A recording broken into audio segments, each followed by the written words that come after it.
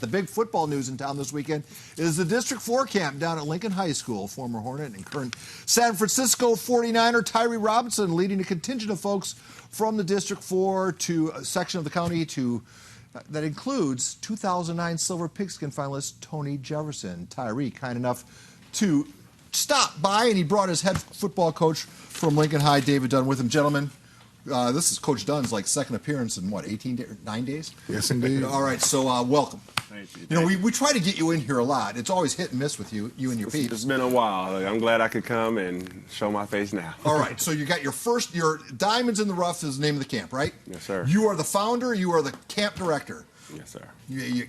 Are you comfortable with that responsibility? Yes. Like I said, I just wanted to be one of the first guys to come back and give to my community. It's called the Diamonds in the Rough because a lot of people don't know that to come to the community, it's a rough community, but we have a lot of diamonds that need to be polished, and you have to come find us in order to, like I said, to be like a... Is he an example of a diamond in the rough? Yeah, definitely. We have a lot of skilled players that come through the Southeast community. A lot of athletes, a lot of good student athletes come out of there, and it's a lot of good people, period. Just have to give them a chance. You're very charismatic. People just gravitate to you. You have that way about you. So that I assume you use that personality and charm to attract this great assistant staff you have. Tony Jefferson and Jamar Taylor, Ronnie Yale, and also Tim Patrick. So those guys kind of led the way for me, and I'm just here just to follow. You know, it's very noted. It's District 4 only. Explain that. Well, District 4 is the Southeast community. The south of the 805, and I just try to just show guys that come from that community that, you know, we can make it out, and all I know is hard work, and my hard work has got me to the situation I am now, and I just wanted to give back and just show my hard work and pay it off. Bravo. That's got to make you proud. Proceeds trying to rekindle the Valencia Pop Warner team. Yes, Valencia Park Pop Warner. This is where all of us got our start at. I know Tyree got his start there. I started playing there as a youth. I started coaching there when I retired from the NFL, and it kind of helped. It kind of helped catapult my coaching career, and just being all the proceeds going back to Valencia Park and it's starting back up this year. This is just a great opportunity for the community. Yeah, let's face it. There's a lot of pressure on with a lot of the publicity around the sport right now. Pop Warner teams are suffering. I know the Falcons just now got theirs going again. Keeping the Pop Warner program healthy is important to the sport, is it not? Well, yes, it is. And one of the main things that we're also doing is last year, I believe I spoke to you guys about the brain scans. We all had we all got our team baseline tested. Valencia Park, that's what we're setting up for them as well. Valencia Park will be the first youth program where all the kids will get baseline tested. Oh, very good. Yes, before the season. So we want to make sure safety through their lifetime. Yes, indeed. All right. So, bravo. Well done. Let's talk about being a San Francisco 49er. Can you describe that, how proud you are? I mean, do you ever give yourself time to pat yourself on the back and say, you found a home? Well, I'm just glad I'm able just to continue to play the game I love. Unfortunately, I am with the 49ers, playing with idols that I grew up, loving and stuff. And I love being there, get to play for John Lynch, a San Diego native, and I'm happy there. I feel like I'm at home. All right. We had Jordan Miller, a kid from Oceanside, who played against you up in the Pac-12, went to Washington, and now was 24 hours ago sitting in that very chair. And he's projected to go maybe, hopefully today, but tomorrow, if it happens tomorrow. And I was asking him, is it better to be a late-round pick or to be an unrestricted free agent and pick your team as opposed to having a team pick you in the late rounds? He said this, and I want to get you guys' reaction to it. That recognition of being picked in a round would probably feel a little better to me, but in all honesty, also, I know that whether I get picked or not, I'm going to go in and work as hard as I can to go make a squad, and that's the only thing that really matters at the end of the day. So his preference was to get picked.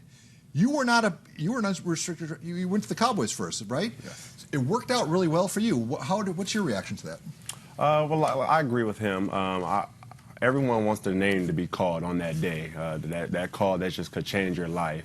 But nothing's wrong with going free agent, going to pick a team that actually wants you, and you could look at the depth charts to see where you are. And it worked out for me in Dallas. I just came in ready to work, a young guy ready to work, show my talents, and it worked out for me. And like I said, now I'm able to play for another team.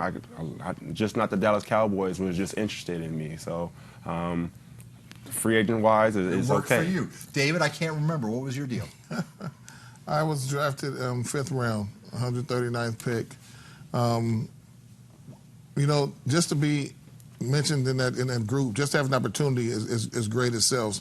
And if you get the phone call, you know, it's great. If you don't get the phone call, but you still get a chance to come in and compete, that is great. Just to be on that level, you know, just to be on that level is great. Well, you know what statistically, you have a better shot of being a brain surgeon. Yes. So, I mean, that's how tough it is. So give yourself some credit, man. You're living the dream that every kid who's ever put on a helmet has dreamt of. So, and don't squander the opportunity would be my only other thing to add to that. You're one of 4 guys on the Niners now with local ties to San Diego. Eric Magnuson is a Iron Hog winner, USD wideout Ross Wheatley, and of course Fred Warner from Silver Pigskin finalist. You know any of those guys? How well do you hang out with them? Oh, yeah. That's the San Diego connection that we have there in the 49ers.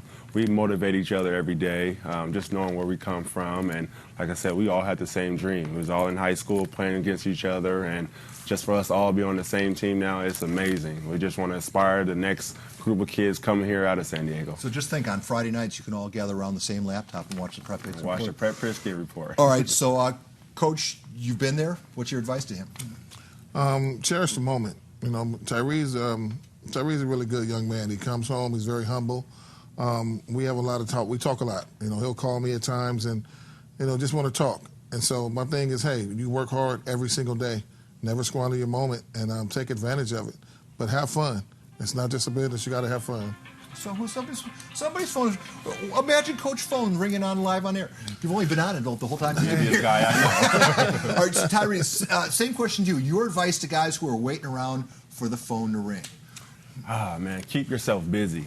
I can tell you that. Last year was a stressful time for me. Like I said, everyone wants that phone call that could change your life. But keep yourself busy because anything can happen. It's a business. It's a cutthroat business at that. And like I said, if you get the call, this is a blessing, but just be ready to come in and work because I know draft picks that came in and still haven't made the team. So you probably weren't. You probably haven't been around to see that suddenly the direction of transfers now is all headed towards the Hive, and it's become an issue a little bit, an issue that maybe we fan the flames a little bit of. Your thoughts about kids coming into Lincoln to want to play football for that guy right there? Well, I've been trying to get this going since when I was here, but why wouldn't you want to come play for Coach Dunn? Because he cares about the kids. It's more than just football. Every guy that I know can call Coach Dunn for anything, just to talk. I mean, he plays a father figure. I didn't have my father growing up, and that guy, he replaced that for me. And I love him dearly, and I see why these kids want to come play for him, and I'm just here just to help. All right, let's pull the graphic up one more time. The camp is Saturday. We got 5 seconds. Make your pitch. Camp is Saturday from 10 to 2, from ages 8 to high school. And just come learn the fundamentals of the camp at Lincoln High School. Big Belly Barbecue. You better come get a plate. Big Belly Barbecue. That means KUSI will be there. All right, the KUSI 5 p.m. newscast has concluded. Here's some good news, though. The KUSI News at 6 is about to begin.